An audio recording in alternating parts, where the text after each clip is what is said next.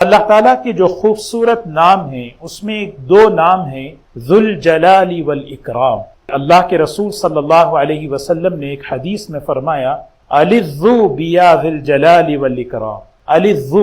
الذو کہتے ہیں آپ نے ہمیں ترغیب دی، سر سے لے کر پیر تک ہم ضرورتیں حاجتیں ہمارے ساتھ لگی ہوئی ہیں، اللہ کو پکارو۔ کیسے پکارو؟ الذو کہتے ہیں گڑ گڑا کر، آہوزاری کے ساتھ، جیسے ایک چھوٹا سا بچہ اپنی ماں سے اپنے والد سے اپنی بات کیسے منواتا ہے، مختلف طریقوں سے، یعنی لازم پکڑ لو۔ الذو کس کے ذریعے سے؟ یا ذل جلال والاکرام۔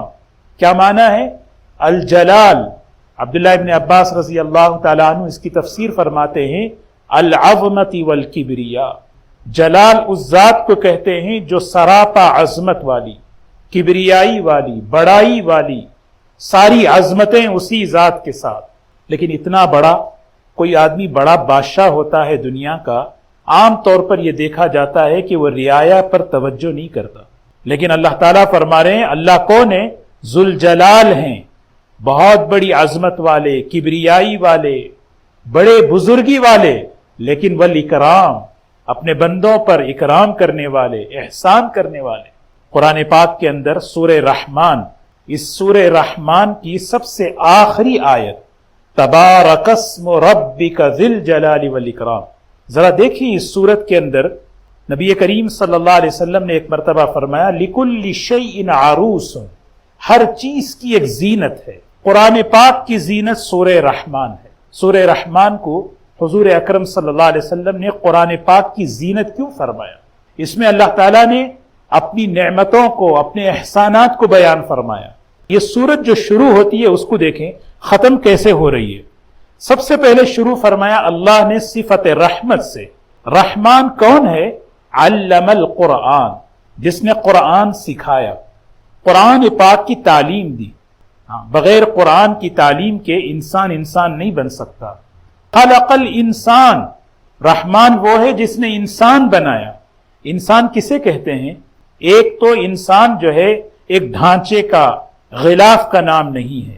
جب تک انسان کے اس ڈھانچے میں قرآن پاک کی تعلیم نہیں آتی اس وقت تک انسان مکمل نہیں ہو سکتا۔ اسی لیے فرمایا علم القرآن خلق الانسان۔ انسان کی انسانیت اسی وقت مکمل ہوتی ہے، اس میں شرافت اسی وقت آ سکتی ہے جب وہ قرآن پاک کی زندگی کو اپنے اندر اپنائے۔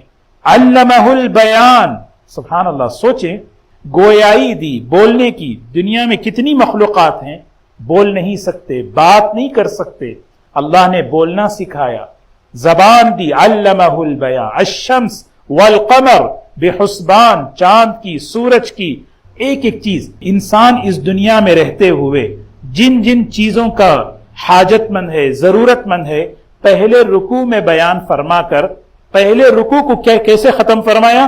کل من علیہا فان ویبقا وجہ ربک ذو الجلال والاکرام۔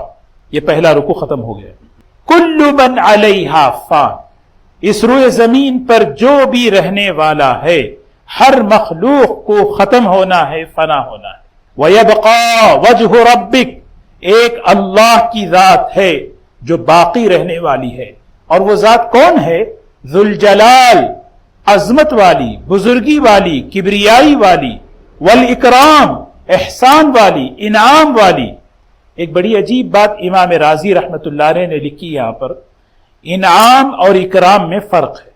انعام عام ہے، ہر ایک کے ساتھ اللہ نے ہواؤں کا، پانی کا، میٹھے میٹھے پانی کا، بہترین کھانوں کا، یہ سارا نظام، سورج اور چاند کا، یہ سارا نظام اللہ نے چلایا۔ کہتے ہیں اللہ کے بڑے انعامات ہیں۔ یہ انعامات میں کوئی تقسیم نہیں ہے، ماننے والوں کے لیے بھی، نہ ماننے والوں کے لیے، فرما برداروں کے لیے بھی، نافرمانوں والوں۔ لیکن اکرام اللہ صرف ان لوگوں کو فرماتے ہیں جس سے اللہ محبت کرتے ہیں اور جو اللہ کو راضی کرتے ہیں۔ اکرام کسے کہتے ہیں؟ خوشی سے جب کوئی چیز دی جائے، جب بندہ خوش ہو کر دیتا ہے اس کو کہتے ہیں اکرام۔ تو یہ ذوالجلال والاکرام،